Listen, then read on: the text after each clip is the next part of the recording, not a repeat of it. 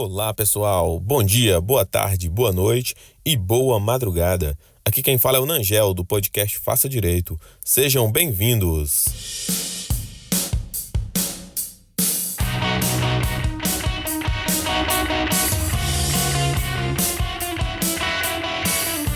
Hoje nós vamos falar de sociologia jurídica, mais especificamente sobre função social do contrato. Ué, professor, como assim?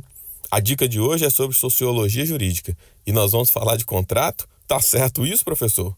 Sim, pessoal, está correto. Nós vamos falar da concepção de função social do contrato, consagrada por Pablo Stolz e Rodolfo Pamplona.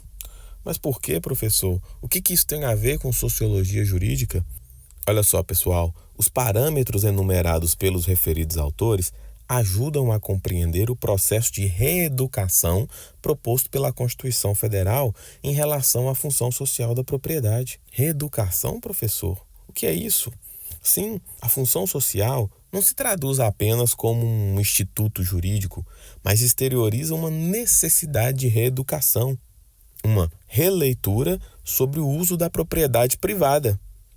A função social do contrato, ou mesmo a função social da propriedade, não significa necessariamente uma negação da autonomia privada ou da livre iniciativa.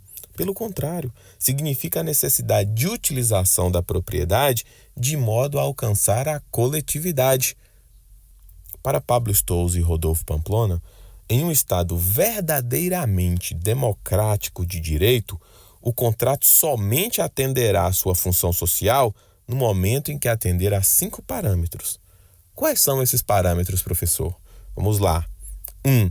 Respeitar a dignidade da pessoa humana, respeitando, sobretudo, os direitos humanos. 2. Admitir a relativização do princípio da igualdade das partes contratantes. Especialmente, pessoal, no que diz respeito aos contratos verdadeiramente paritários. 3. Consagrar uma cláusula implícita de boa-fé objetiva. 4. Respeitar o meio ambiente. E 5. Respeitar os valores sociais do trabalho.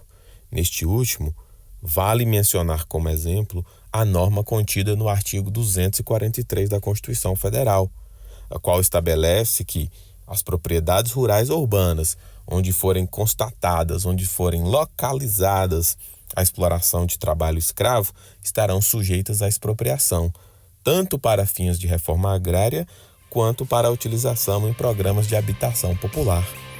Ok, pessoal? Essa é a nossa dica de hoje. Um abraço.